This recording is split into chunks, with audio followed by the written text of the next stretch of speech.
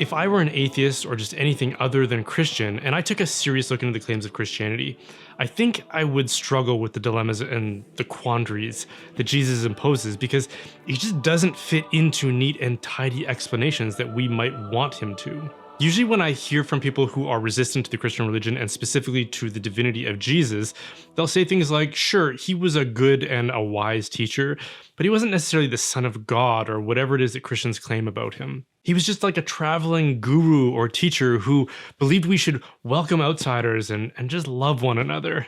And in that sense, he's terribly attractive to large swaths of people who just aren't Christian. But he's also neutered if any of the demands he places upon us. If he wasn't divinity incarnate, then he's just one of many wise prophetic voices from history like Confucius or Socrates or Zoroaster that we can just pick up or even put down as it serves our needs. But as C.S. Lewis argued, that's precisely what you can't say about Jesus, because a person who makes the kinds of claims that Jesus did would not be wise or good if those things weren't true. If Jesus wasn't God incarnate, then his claims to such a rank in the order of the cosmos would either make him a liar, a lunatic, or what he claims to be, which is God incarnate. But as we've already admitted, Jesus is popularly granted the qualities of being a wise and a good man. So the conclusion that he was a liar or a lunatic seem incompatible with everything else that we know and have conceded about him. The only logical remainder for us is that he was and is the Son of God. But what if Jesus never actually claimed this? Then our original admiration and simultaneous casual indifference towards him can remain undisturbed, and C.S. Lewis's argument just falls apart, which is why a lot of atheists seem to take a lot of trouble to argue this point. Alex O'Connor, in reply to Wes Huff's appearance on the Joe Rogan Show, took some time recently to debunk this very argument. He argues that the primary source for Jesus' claim to divinity are the Gospels of the Bible, obviously. But in the three synoptic Gospels of Matthew, Mark, and Luke, Jesus doesn't really make this claim explicitly. It's really just John's Gospel that goes to those lengths, and then he goes on to argue that John's Gospel is the least reliable because of its later dating and inconsistent approach to the other three Gospels, which seem more historical and more harmonious. And if I'm being honest, when I first started reading the Bible to try to understand the message of Jesus and how it would be for me to follow him, I found myself a little bit frustrated by the seemingly inconsistent way that he would describe himself. Sometimes he would speak with audacious authority, seemingly testing the apostles' devotion to him as divine, but then at other times he would downplay his status as if he's just another human devoted to God who is above him. Alex's point that Jesus is not very explicit about his divinity stood out to me too. Like, why didn't he just come out and say, hey guys, just so you know, just so there's no confusion here, I am God incarnate. I'm a hypostatic union of humanity and divinity in one person. Make sure you remember that because it will spare you a lot of trouble in the future. But he doesn't do that. He seems a little coy or even cryptic about it. Now, I don't agree with Alex that we can be so dismissive of the Gospel of John, let alone the rest of the New Testament, but let's just say we granted him this one point and agreed that Jesus seems strangely discreet on this question. And considering how significant it is, it seems like Matthew, Mark, and Luke should have picked up on it and made it more obvious to their readers. And since they apparently don't, doesn't that throw his claim of divinity into doubt? The first point that I would make is that, as all sides of this seem to be able to admit, Jesus was a good teacher. Think about the teachers that you've had. Some were good and some were bad, obviously. What was the key difference? Philosopher Josef Pieper argues that a good teacher is someone who doesn't simply just convey information for pupils to memorize and then recite back, but someone who can convey truth that is then received and understood as truth. So a bad teacher is one whose end is getting the students to simply make the grade. In fact, I remember a few teachers growing up who did everything short of just giving us the answers to the tests. But if the purpose to teaching is to help students pass the tests, then that actually makes perfect sense.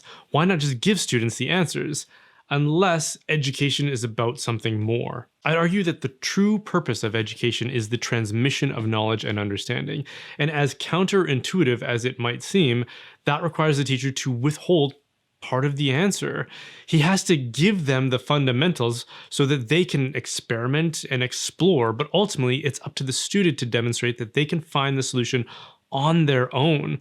Otherwise, it can't be said that the knowledge or understanding was successfully transmitted from teacher to student. The goal should be for the students to become as proficient with the material as the teacher, or at least as close to as possible. And one thing that is clear in the Gospels is that Jesus isn't just sharing information, he's preparing a group of disciples to lead in his absence. He's forming them so that they in turn can become great teachers. They will become the ones who go out and transform the world with his message, not him. So Jesus doesn't just give them the answers to the test. He gives them countless lessons, countless demonstrations, and countless opportunities to see, understand, and then walk on their own. He restrains himself from just explicating the incarnation the way that a good teacher would, so that they can arrive at the answers through their own understanding. Like, take the question of the best hockey player in the world. And I know that this must be a burning uncertainty for my mostly American audience, but as a Canadian, this is one of the few things that I know about. So just bear with me, indulge me on this. I would answer that question unequivocally, without a single doubt, that Connor McDavid is the best hockey player in the world today. But how do I know that? Because here's the weird thing. Connor McDavid has never come out and said, hey guys, just so you know, so we can put any of the debate to rest, I'm the best hockey player in the world. So how can I be sure if he hasn't said so himself? The answer is because Connor McDavid is a good teacher, and we are the students. He takes a show, don't tell approach to making this conclusion unavoidable, if we are willing to learn it. He proves it on the ice night after night, performing feats that have never been seen before in the sport of hockey. And if you are an observant student, like I am, you can arrive at that conclusion without someone telling it to you. And if you do, you'll probably be more able to explain why that is the case, because you arrived at it by making sense of the information available to you. You had experiences of witnessing things firsthand. You analyzed the reasons, drawing a conclusion of your own, as I have. As an Edmontonian, I've watched McDavid night after night prove that he is the best player, and from those experiences, I can explain why. If someone simply told me that, like a TV sports pundit, and I hadn't verified it for myself, then it might be true. I would have that knowledge, sort of, but my understanding of that fact would be significantly less profound than it would be if I had come to that conclusion through my own observations. And I certainly wouldn't be able to teach it to other people if it was merely declared to me by some authority. I'd also be less likely to do the work needed to arrive at that conclusion, and would be forever stuck with a knowledge that I don't really understand. I'd forever be the student stuck in the student's desk. McDavid's dominance is implied through his performance. It's never explicitly declared, at least not by him. Similarly, Christ's divinity is implied through the Gospels. If we can arrive at that conclusion through the demonstration available to us, we will be all the more convinced of it, as well as be able to explain it ourselves, because it will be our knowledge and our conclusion rather than a mere answer that we recite because it was told to us.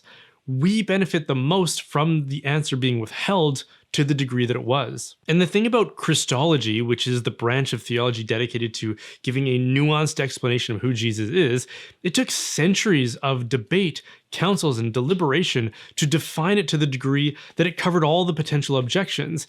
In short, it was really hard for them to arrive at those distinctions. If Jesus had simply just given them the answers to those abiding questions, they never would have been able to arrive at them on their own, because they never would have graduated from the role of students to teachers, and they never would have been able to be the church that he intended them to be. The synoptic gospels of Matthew, Mark, and Luke do their best to simply recount Jesus' words and deeds in order to directly convey the same lessons to the reader that his own disciples received. They allow us to sit at the feet of Jesus while he takes a show, don't tell approach to teaching. And this is why when the church was challenged on all its counterclaims about Christ by the Gnostics and the Arians and the Nestorians, they were able to provide clarity and explanation when they were needed to do so. The synoptic gospels give us as the readers the opportunity to gain a similar formation directly from the teacher himself, so that we can become masters and teachers as well. And then John acts in the position of a teacher and gives clarity where we may have misunderstood.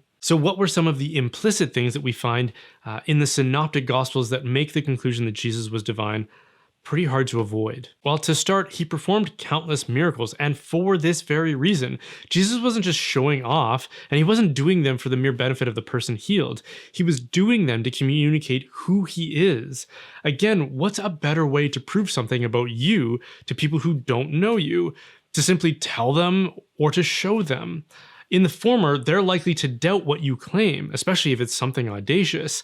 But if you show them, they're going to be much more convinced because it would require them to doubt themselves to avoid the conclusion. In all three synoptic gospels, Jesus commands the weather by calming a storm while they were traveling out at sea.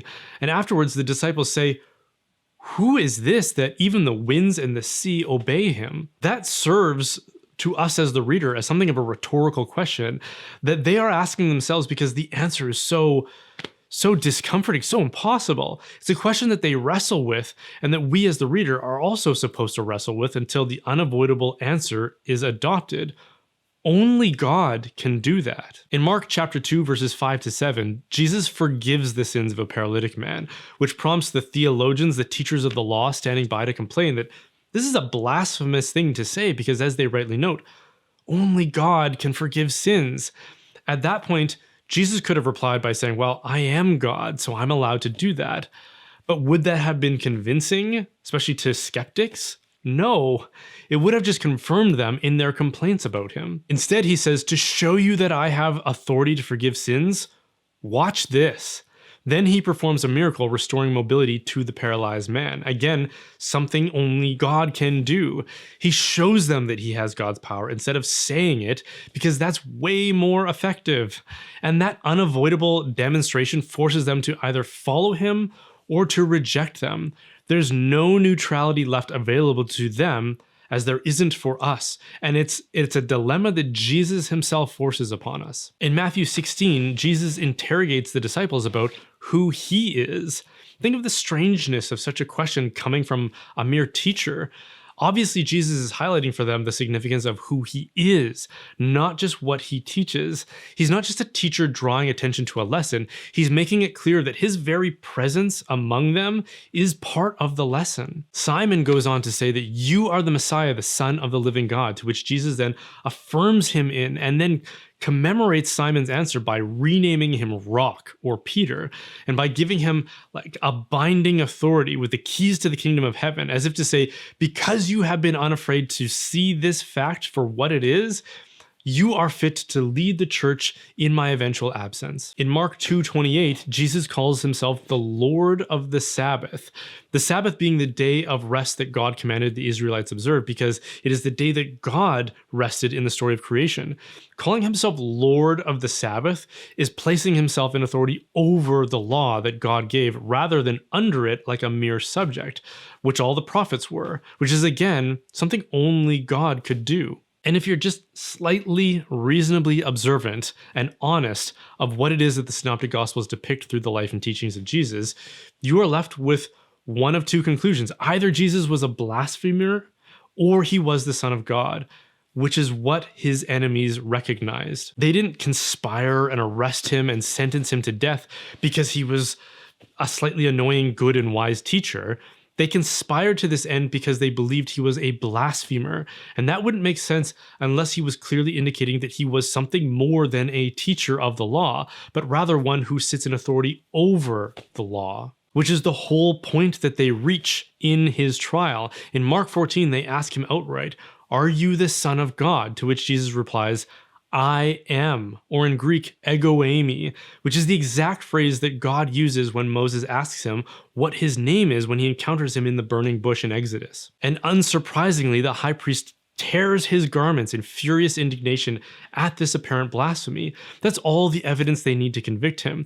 There was nothing ambiguous about this reply. It was obvious to them that Jesus declared himself to be equal to God, the God of the Israelites. It's one of the most chilling moments in the entire Bible. So while I get why you would want to avoid the very obvious conclusion that all four Gospels depict for us, because it makes Jesus a safe, innocuous teacher that we can choose to listen to or not depending on what lessons we're interested in this moment in life, the fact is the most credible accounts we have of his life and his teachings do not leave that option open to us. We must choose, like the people whose lives were invaded by his presence. Either he was spreading blasphemy or he was who he said he was.